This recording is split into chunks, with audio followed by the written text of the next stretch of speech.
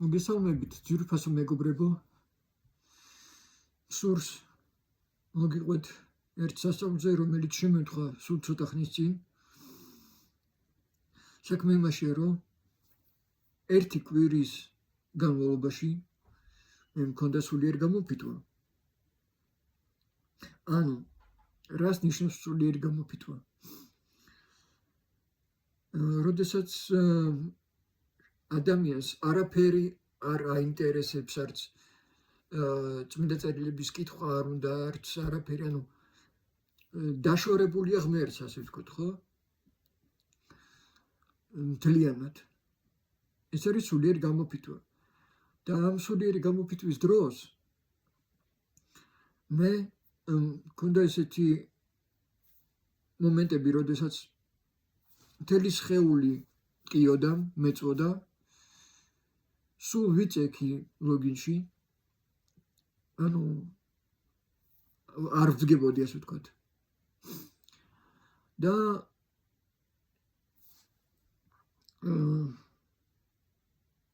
ვგრძნობდი, რომ სატანა ცდილობს, რომ დამაშოროს ღმერთს. და ვგრძნობდი, რომ ამ მომენტში ბრძოლა იყო ღმერთსა და სატანას შორის, ჩემს სულზე. და მერე უკვე შაბათს დღეს, როდესაც ტკივილები გამიმძაფრდა სხეულის, ვიგრძენი, რომ რაღაც უხილავმა ძალამ წარმომაყენა და მომცემ ის ძალა, რომ მელოცა. შინაგანმა ხმამ მითხრა, დროა ილოცო. დიახ, ჩემო ძვირფასებო. და რომ ვილოცე, მე მადლიერი ვარ უფლის, რომ მან მომცა ძალა, რათა შევებრძოლო ეშმაკს და გავიმარჯვო მასზე. ამით რისი თქმა მინდა, ჩემო ძვირფასებო, იცით, რომ როდესაც თქვენ გაქვთ რაღაც სულიერი სისუსტე, ან სულიერი გამოფიტვა, ან საერთოდ ასე ვთქვათ,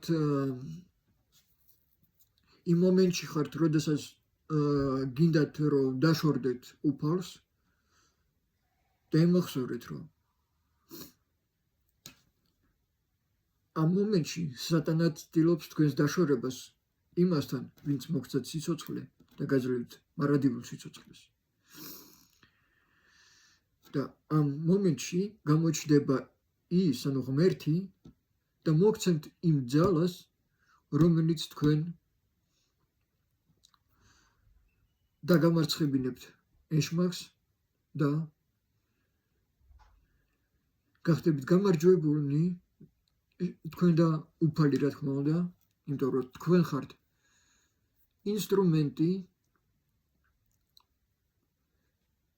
ღმერთის ხელში, რომელიც გაიმარჯვებს, რომელიც არის გამარჯვების ხერხი ეშმაკზე. ასე რომ, ჩემო ძვირფასებო, ვინც ამ მიზეზით დაშორდით უფალს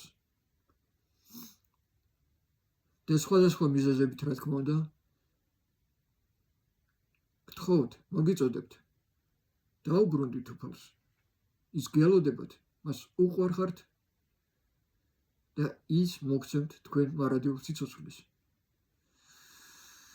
დროებით, ჩემო ძვირფასებო, შეხვედრამდე.